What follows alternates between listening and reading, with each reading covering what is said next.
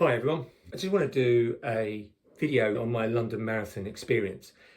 I've done a lot of takes on this, and first of all it was going to be like my experience, walk you through the day and everything, and it bored me. And what I've decided to do is look at it from the perspective of the people that probably watch my videos who are similar age to me, maybe younger, maybe older, maybe looking to do marathons or do better marathons, and are older. So I thought I'd share my strategies, the things that I tried, that I tend to utilize in my coaching, what worked, what didn't work, and hopefully it's helpful. A bit of background, I got my place in London via Good for Age last year. The Good for Age last year was 3:37. It had just been brought down it was 3:45. And then they made it even harder at 3:37 the week before I did Brighton. I did 3:31, so I was well within, so I got a place. I'm an introvert by nature. Running with 56,000 runners isn't my idea of fun, but I appreciate that I wasn't going to be the only person at London. And London was the first race I'd ever done as a marathon back in the early 2000s when I was in my mid to late 30s. I did 3:45 there as my first marathon. So I wanted to just do it again. I wanted to get a Good for Age place as well. So I did both of those things. My goal was that London was part of a bigger picture. I try and get with my runners I coach to think of this, what I call a 24-month year. It's purely a construct, but we tend to overestimate what we can achieve in short periods of time. A year it seems a long time to our minds, but our actual bodies, a year isn't a long time. And depending on how many marathons or not you've done, this applies even more. The less marathons you've done, the more longer term that you can think, and don't put all your money on one race, because a race will come and go. I've been building up to London for a long time. It was a thought way back last year, and now it's gone. If you put all your money on one chip with marathon running, that's a risky way, in my opinion. The 24-month year is that you think of what you'd like to do in a year and broaden it out. Goals begin with the end in mind. London came along at the beginning of this cycle, so my goal really was to, one, enjoy it, but to get a good time. I would have liked to have gone at 3:30 or got the new Good for Age time at 3:34.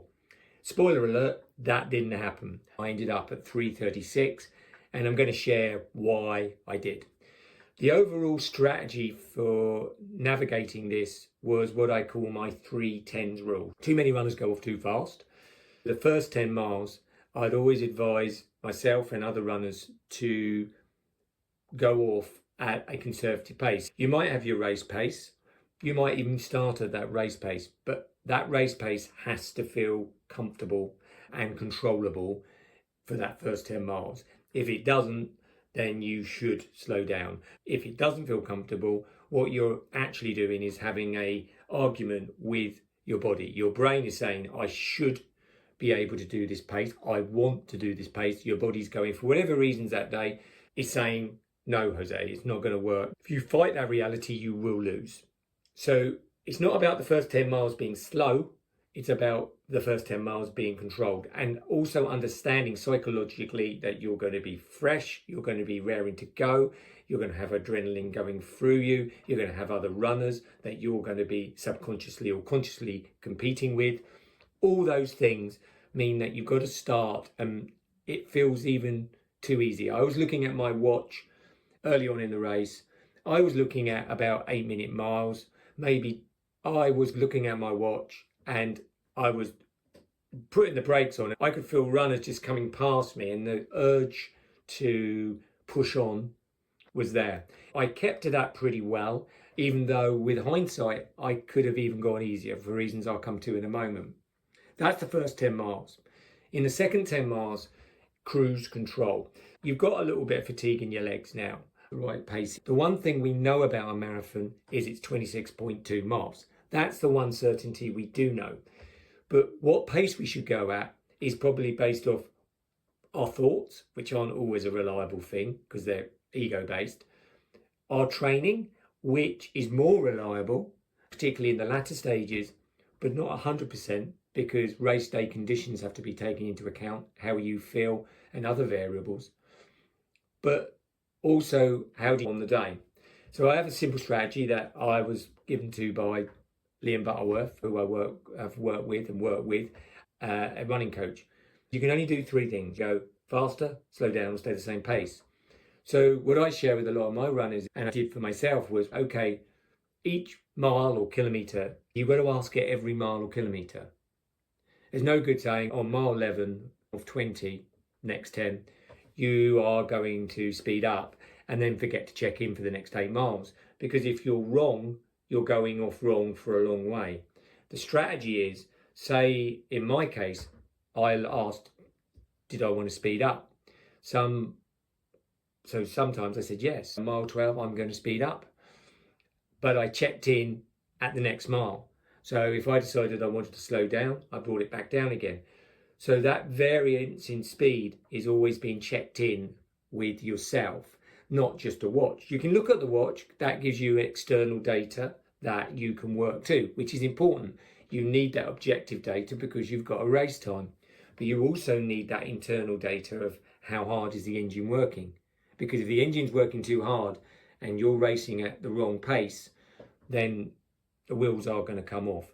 Because as Mike Tyson said, everyone has a plan until they get punched on the nose.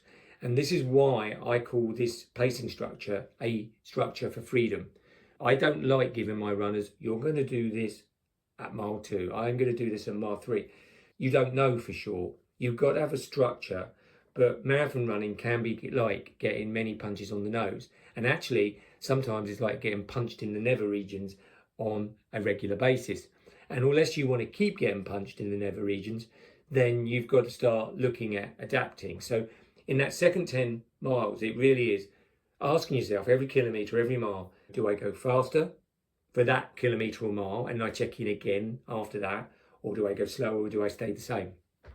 I had some variance here. I think this is where I probably made some mistakes on this race. The weather was very hot. I felt good. I had some electrolytes on me, which I think is really important, particularly on a hot day. And I was going to every water station, having a sip of drink and pouring it on my cap, putting it on my head, generally keeping myself cool. So I felt pretty good and controlled in most of that 10-mile sequence. What went wrong was about 18 miles, I could really start to feel my left hamstring starting to really tighten up through into almost my glute, and it was just getting really bad. I have this scenario I say with my runners, niggle, nag, nightmare. Something might start as a niggle, but if it starts moving into a nag, and this was definitely nag territory, I had a choice of ignoring the nag and maybe it becoming a nightmare, not being able to finish the race or significantly slowing down. So what I did was I stopped, I stretched out. Little tip, backwards walking, if you can do it without falling over and you practice it, really good for loosening up the legs. You look like an out of work Michael Jackson, which has amused the crowd, but you're really good. So I did some stretches, loosened everything up, things felt a bit better. But I made the decision, like you say, I'm going to speed up, slow down, stay the same. Decided to slow down and check in every mile.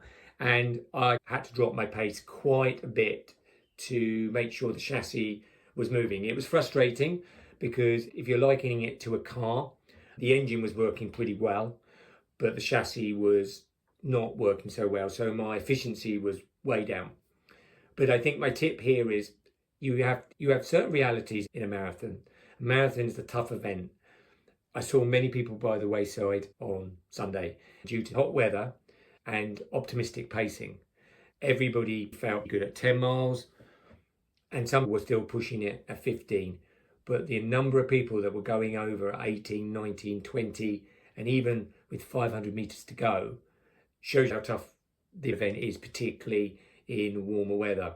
I was fueling with Martin. I never know if they're called Morton or Martin gels. Really love them. I think I'm going to do a video on them at some point because they're such a good gel. It's not like they're a secret. There's plenty of them on the floor of the marathon to show that a lot of people were utilising them. But I was using the 160s. I got through about 5. I was going through one about every 5 miles, which seemed to work really well. I didn't really feel tired until I started to get into that last 10K. I always say to runners, the last 10K is all about consistency. It's the mental part of running. Now, you're going to be physically hurting. There's no two ways about that. I could feel my hips, my hamstrings, everything was hurting. It's not mind over matter, but it is a case of getting into the mindset of your race is a process. It's always a process, but particularly last 10K, it's letting go of outcome as best you can. Your brain will want to travel to the end, which makes it torturous. You've got to settle into each mile and just settle into baby steps 1, 2, 3, keeping the process as much as possible, which I think I did fairly well. Pace-wise, things dropped off, but they didn't drop off a cliff. I finished in a good way. I finished positive. I think at the end of the day, my overall feeling on the race was I felt I could have hit 3:30 on a cooler day. Definitely 3:34 for good for age. But it wasn't to be. It's still in my top 5 or 6 marathons. And I felt controlled for most of it. And I felt good. I enjoyed it. I think not every run can be a PB. You've got to look at the progress.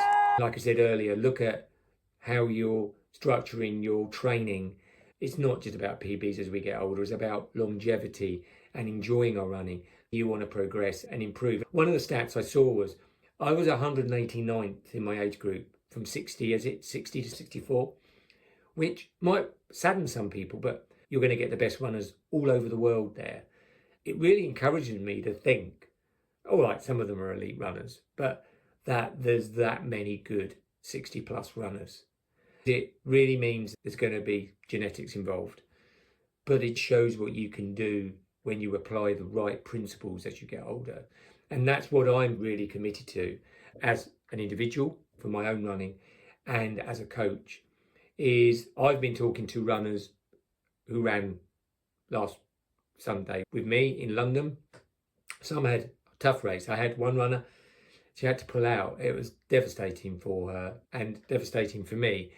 You as a coach, you don't always guarantee success. And I know ego can get in the way, but it's the reality. It's a tough race. But I had 2 runners PB on Sunday doing marathons. It's a process that gets you there. It's setting the goals, setting them in the right way, working your races out in the right way so that your training is maximized, making sure that you execute the best you can on race day with a good strategy, as I've shared today, and also having a long-term view so that if one race doesn't live up to expectations, it's not the be all and end all, because things will change. But change takes time. And weirdly, as an old runner, I am playing the longevity game. I've definitely got less in front of me than I've got behind me. As a person, I'm looking to get the best out of my running over the next. I'm now looking at what kind of runner could I be at 70 years old. And that's what I want for myself and the runners I coach. And hopefully this video's helped you. If it has and you want to know a little bit more, somewhere below this video is the Age Group Blueprint. It's a book. It shares my philosophy of being an older runner and what I think are the key things that hold older runners back and what can move them forward. It's only $4.99 as of making this video, £5 to you, probably not even a couple of cups of coffee. So if you're interested, it'd be below here somewhere in the comments. Speak to you soon. Love to know your thoughts on your pacing strategies for your marathons. Bye for now.